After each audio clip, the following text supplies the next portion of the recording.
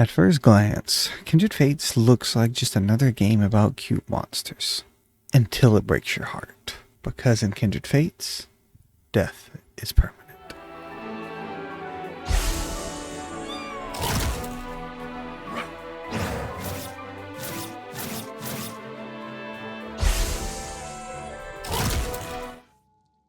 Hello everyone, I'm Monstertaming, and today I'm going to tell you why I think Kindred Fates is a perfect example of Dark Souls meets Pokémon. In Kindred Fates, you play as a summoner, a character who goes around the world forming bonds with monsters known as kinfolk. You form these bonds through throwing summoning bells at kinfolk who all have their own natures and personalities and special bonds that they form with you. Unlike other monstertaming games where bonds are more like a pet and an owner type relationship, this goes much deeper. These bonds can literally save your kinfolk's life because, as I said, death can be permanent. In Kindred Fates, your kinfolk actually die if you do not recover their flame in time. Much like losing your souls in Dark Souls if you do not get them back from your bloodstain in time. The bond plays a significant role in this as it allows you to extend the duration in which your kinfolk can be in this soul-like state without you recovering them. You'll even get to see your kinfolk shouting messages at you, begging you not to leave them, or apologizing for not doing better, or even occasionally maybe berating you for not saving them. All of this ties into they're not just monsters to be used. They're not just cogs in the machine or soldiers in an army. They are your friends and your bond mates, and they matter to you and that you matter to them. And this, beyond this implication of loss, Kindred Fates goes deeper into the combat aspects of things as well, with things like dodge rolls, stamina bars, precise timings on various combos and abilities. You cannot simply button mash in Kindred Fates, much like you cannot simply button mash in Dark Souls. Things like iframes, also known as invincibility frames, matter a lot, as dodging at the right time gives you invincibility frames, which rewards you for having skillful gameplay. Another great analog between the two games is shrines and bonfires. In Dark Souls, you light bonfires. In Kindred Fates, you light shrines. These shrines can be used to revive fallen kinfolk, much in the same way you can use bonfires as a place to rest and restore your lost humanity. Both of these places give you a temporary feeling of safety and a brief reprieve from the dark world around you. In Dark Souls, every fight you have matters because you could die and lose your souls. In Kindred Fates, every fight you have matters because you could die and lose your kinfolk. It's almost like if in Dark Souls, imagine that instead of just losing your souls, you lost your gear. Maybe even gear that you poured hours into crafting and refining into a way that is unique to you.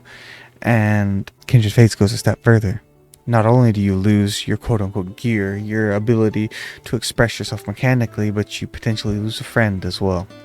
These creatures that you've bonded with, these kinfolk, they have a deeper tie to the world than even souls in Dark Souls, making a massive emotional weight, which the games, again, share a great similarity to. They both have dark, melancholic world building. Both games have the feeling that the world is broken, that you're just one person going through the motions of the world, and that you're not necessarily the hero of the story, but with fierce determination and perseverance, you can be the hero of the story, or you can turn your back on it all and do your own thing. No one's forcing you to. That's your choice to make. You can see environmental storytelling and the way that Slifer stalks a herd of Lumala only at nighttime, a single Slifer. Is he planning something sinister? Is he watching over them, perhaps? Like a misunderstood guardian? It's up for you to decide. He does attack you after all. Sweets, the imbear that you rescue near the beginning of the game, he talks about putting the bones of the bandits in his broth, implying that kinfolk are known to eat humans. It's not just self-defense that they're worried about. Sometimes they might act as predators looking for a meal. And then you have the war mentioned. This war that is drawing so much attention away from this Amberwood region. Who knows what else in the world is happening? Even Sweet says, if the valley is in this shape and people say it's one of the safest places to be, what does the rest of the world look like? What is this war? And does it have any connection to the Restless? Yes, the Restless. Much like the Hollows and Dark Souls, the Restless are a type of kinfolk who have no real purpose. They wander with their eyes ablaze with fire, saying almost nonsensical things, some of them aggressive, some of them not. But so far, no one knows anything about them. They're dark and mysterious, again, just like Hollows.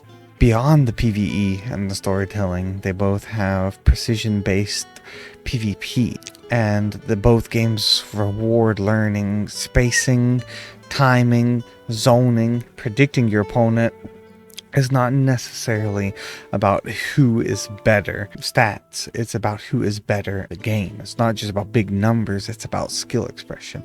While stats certainly do matter, a skillful player can overcome a stat deficit, just like in Dark Souls. And I think the best way to wrap this all up is neither of these games rely overly on dialogue. In Kindred Fates, much like I said before with the Slifer, but again with these ruined houses, what happened here? And these kinfolk that attack you, they're closer to the bandit camp than the other ones who don't. Perhaps, just maybe, like Sweet said, they're wary of humans. What happened that made these Kadoki near the camp smarter, using more advanced tactics, and becoming more aggressive? Perhaps they have had to defend themselves multiple times from the bandits. All these things are left open to interpretation, much like the vast majority of the lore in Dark Souls. And no hand-holding either. Dark Souls doesn't explain its mechanics overly much. Kindred Fates, to a lesser extent, does explain them, but it still doesn't hold your hand. You have to figure out a lot by trial and error, and it makes the gameplay very rewarding in that way. So, after hearing all of this, maybe you're thinking what I thought. This game sounds perfect, and to me, it's about as close to perfect as a Monstertaming game can get. It is currently in a beta that you can buy a late Kickstarter package essentially to get into. It uses the same pricing as the Kickstarter. That's why it's a little bit higher than you might expect for a beta. But if you are mostly interested in the PvE and don't want to play the small amount of PvE we have available to us in the beta, there is some, but it is mostly focused on PvP.